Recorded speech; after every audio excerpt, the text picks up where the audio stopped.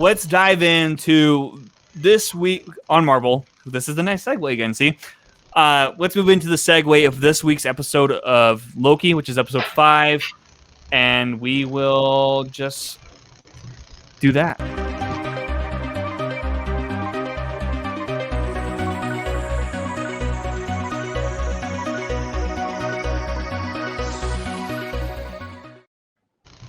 All right. Well, I think it's fair to say that during this segment of Loki episode 5, which is called Journey into the Mystery, we're just gonna put this up right now. We're gonna be talking about spoilers right now. So if you have not seen this show, get off right now. Go watch it. All that stuff. Fair.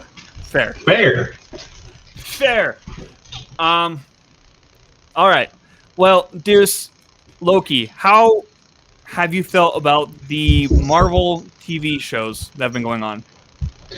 Oh boy, that's a loaded question right there, because I feel like so far they have all been so completely different that it's so hard to umbrella them.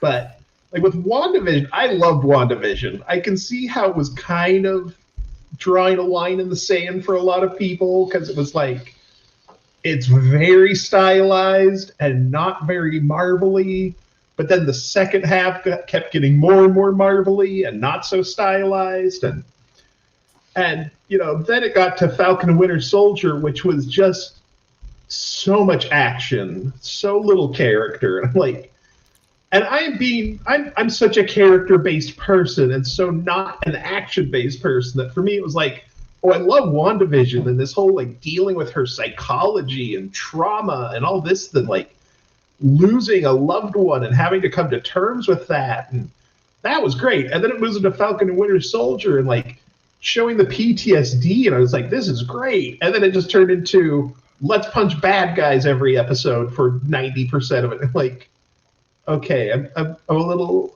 not okay. I'm good. I don't need to watch this so much.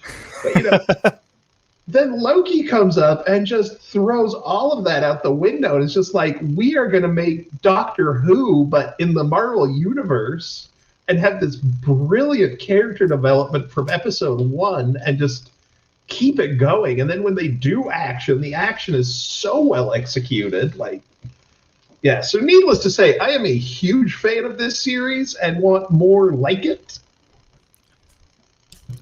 I agree. Because I'm opposite of you. I did not like WandaVision. I thought it was kind of like a waste, to be blunt. Falcon, I was like, I'm entertained. I liked I wish they had more therapy sessions with the Winter Soldier, right? Yeah. Because that was character driven, and like his notebook he kept was character driven, and like the family aspect of Falcon was also very character driven.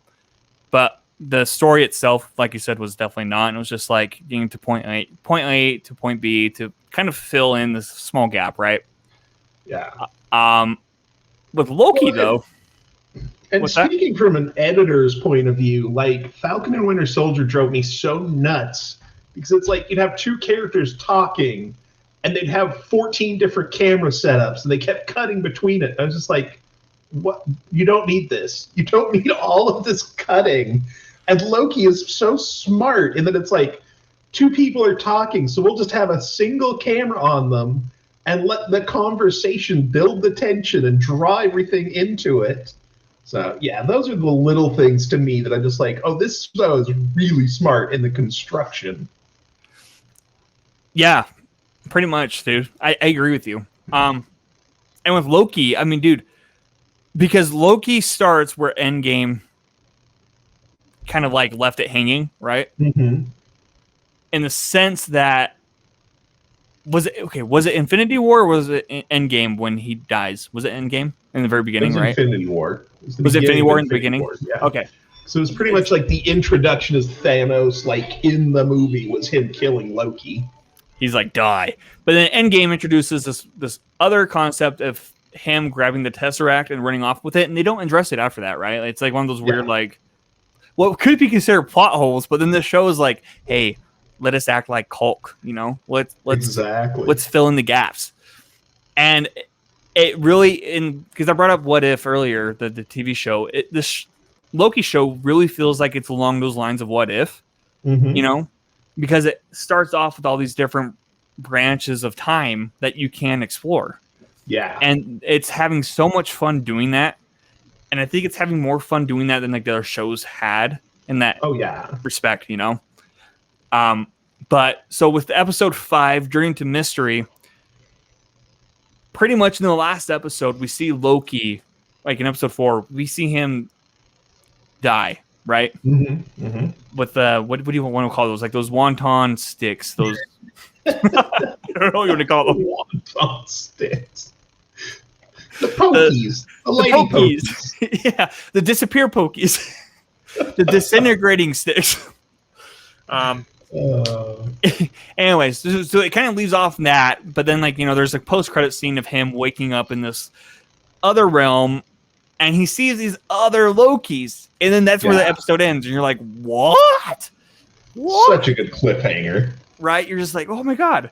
So this episode, Journey to the Mystery, pretty much picks up where that left off, sort of, and I believe what was it? Sylvie? Her name's Sylvie, right? Yep. She's still fighting. What's her bucket? I forgot the girl's bucket. I can't. I could have told you until you asked me. She's brain fart. I'm just going to refer to her as one of the timekeepers because she's being kind of a gatekeeper in that sense. Like she's being kind of a mean Twitter troll, but Sylvie and her are having this thing, and you know, she's like, well, you killed Loki and all this stuff, and pretty much Loki, he wakes up and meets all these other Lokis, right? And they show him around his world. And what was your first thoughts like when they went into this? So I come at things from that, like, I have been a comic book nerd my whole life. Huh? And so one of the first things I thought about was Secret Wars and Battle World, and essentially in that it was taking all of these parts of different timelines. They came together in one giant world that everybody fought against, like, versions of each other. And I was like, are they setting up for a battle world here? And we're going to get, like, different aspects of different people and different characters, but in different forms. And so I love that they're opening up the doors for this idea of, like, breaking things and, like, almost that super comic booky thing of, like, nothing has to be the way that you know it forever. Right. And if a new writing team comes on, they can just change canon. So don't think that there's only one story that can be told with these characters. So are you telling me that they can just Ryan Johnson it and just flip the table with all the expectations? 100%. And I think they're doing it the right way, because it's one of those things where it's like, we all love Tom Hiddleston as Loki, but if you said tomorrow we're replacing him with Alligator Loki for the rest of the universe, I'm like, yeah, I'm fine with this. Let's go back and put Alligator Loki, like, in the rest of the old movies. Like, dude, Alligator Loki. We'll touch on Alligator Loki because for those of you who don't know, he's back in the background. I'm just gonna remove this just for 1 minute. Yeah, so beautiful. I don't know if we're gonna get copyrighted for that, but yeah, the what was I going to say? Oh, I figured out the term for the disintegrating, by the way. It's called pruning. Yes, which is pruning. Really, yeah, that's kind of sad. That's really like, I don't know, that's kind of like dehydrating you and making you a prune, you know? Well, it's a perfect, because that's what you do in a tree, is you prune the branches off of it. Uh-huh. So it's a perfect term.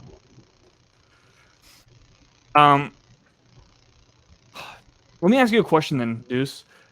With them opening up like all these other Lokis, do you think they're going to, I don't know,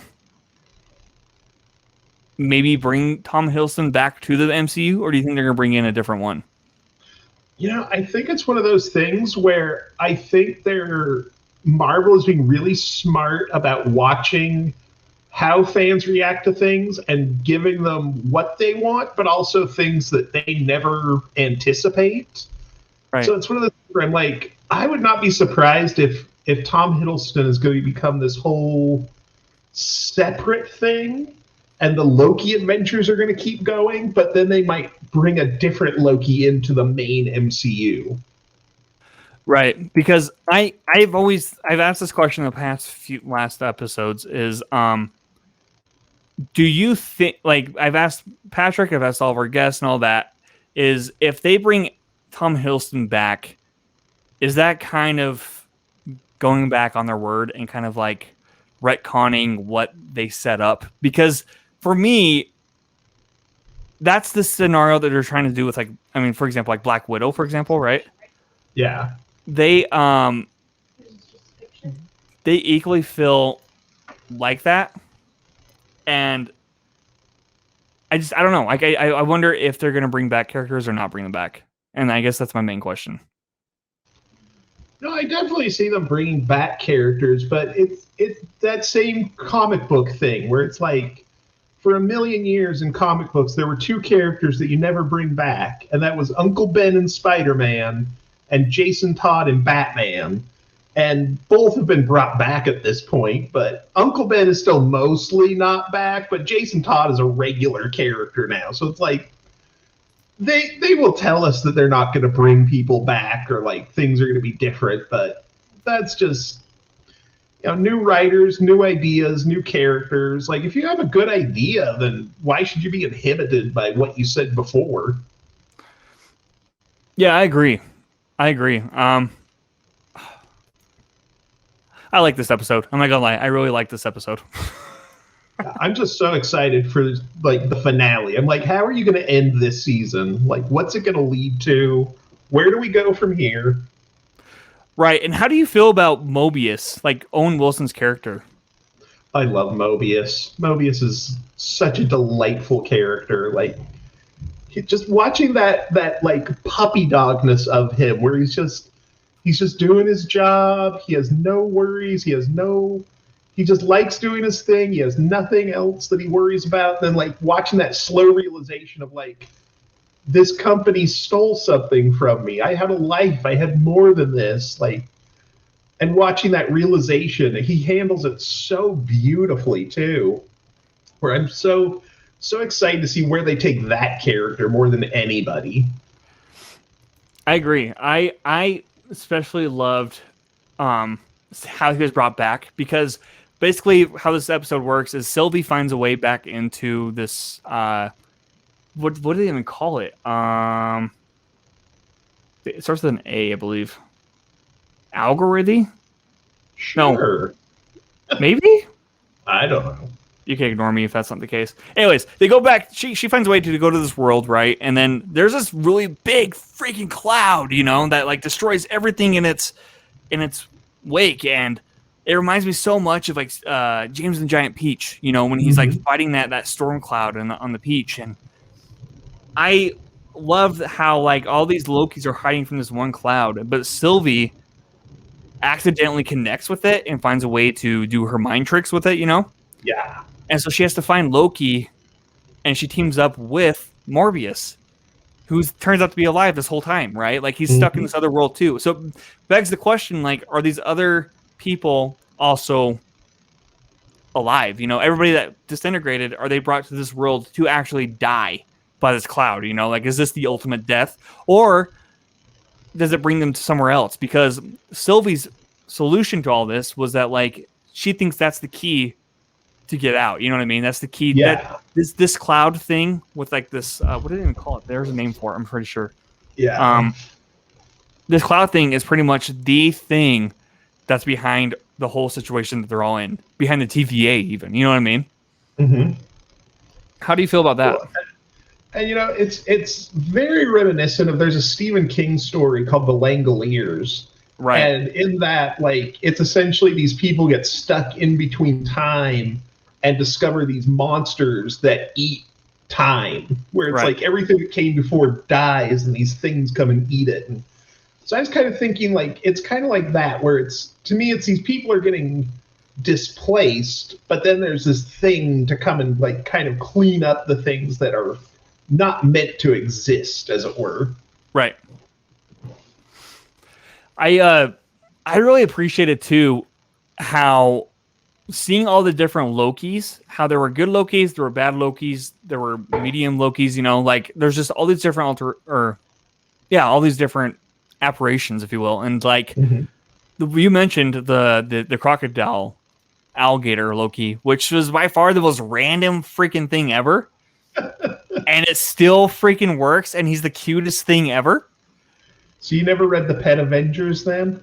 Is that a thing? Yeah. The Pet Avengers is a thing? Oh yeah, it was great. There's that Easter egg of Thor Frog, who is not Throg, by the way. That's a different character. Because there was an issue of Thor that Loki turned him into a frog, but then there was a frog that got a piece of Mjolnir by the name of Puddlegup, and he became Throg and joined the Pet Avengers. Throg? Yeah. As in like pet frog? Well, he's a Thor frog, but he's not Thor as a frog. It's complicated and dumb, but it's comic book nerd stuff. Dude, I'm not familiar with that at all. I'm not familiar with comic books at all. So, if there's a lot of Easter eggs in this episode, which I'm sure there are, because I know, tons. What's his name? Is it Robert Grant played old school Loki? Richard Grant, yeah. What a perfect fit. Oh yeah, he was incredible. Like, and if I'm not mistaken, is his costume, is that from the comic books? Like, does that look like it's from the comic books? Yeah. Oh yeah, that's like literally the first appearance of Loki. He looked 100% just like that. That's one of those where it's like when people are always like with the X-Men, we want comic accurate costumes. It's like that's what it would look like. It would look this silly and ridiculous. Because that's so cool. Especially because like his Loki is probably the most wise, but he's also like the most like comical of the Lokis that we see, right? But at the end, when we see Loki and Sylvie finally meet up, because Loki has this weird infatuation with Sylvie, and I mean weird in the sense that she's pretty much him in a different world. But here's the thing, dude. I'm not convinced that she's actually a Loki. I do think she's a different character. I don't know. It's so hard to say because it's ever that thing of like, what if I had turned right when I was 6 instead of left, and what would I be like now as a person? Right. So it could be she's a completely different character, or it could be she's a version of Loki that just never had any of those same experiences. Well, and like one of our previous guests, Richard Bonaducci, he said that she might be the Enchantress. Yeah. But I don't know, because this episode kind of throws that out of the way, because when they do team up, she convinces Loki that he can enchant this cloud, right? And pretty much take over its mind. Yeah. Which he does. And so dude, I don't even know, man. That was one thing about this episode I would feel like anybody's talking about is I feel like this was the episode where Loki saw all the things he was capable of being. Right. Good and bad. Right. Because like with Sylvie, it was like if I just like show that I am capable of being a part of a team and having something bigger than me, like we're capable of anything. And with Old Man Loki, it was I can see what would happen, that I need people and I care about people and what loneliness would do to him.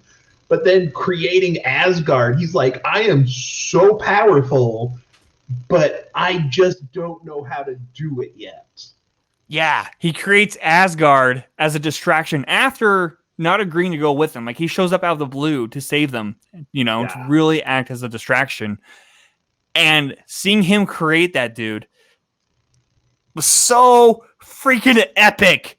Oh yeah, no, I had chills in that scene. I did too. And the music with it was just like, oh my god, this is like probably the most cinematic show that we have so far, Oh yeah. Well, and it's one of those where I think in that moment, I think if I was in those shoes, to see a version of myself that's like, I can give myself to be the bigger person, to save to be a martyr for a greater good. Like, what would that do to me in my current state? Right. I'm just like, oh no, this show's playing on levels that people are not even starting to realize. It really is. I mean, I kind of, because real quick, the cloud's name is Alioth.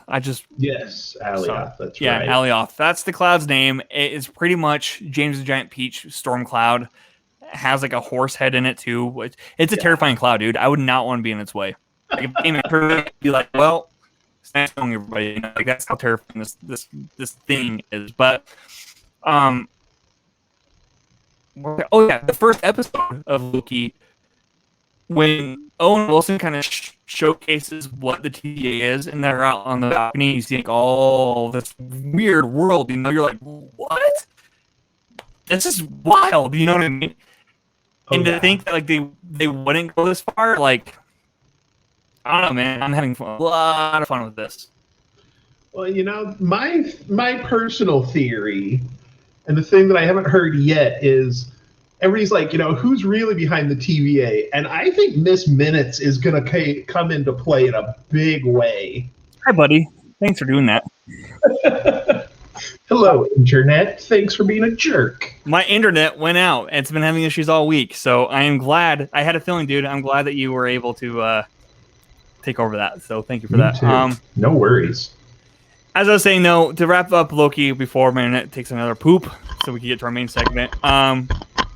Yes, Loki and Sylvie find a way to enchant the Alioth or whatever its name is. And dude, like you said, it ends on a cliffhanger, and it's a beautiful cliffhanger at that because I don't know what's going to happen or what's going to be. From when she kind of grabbed, like when she kind of got a hold of its mind, right? It kind of looked like Asgard.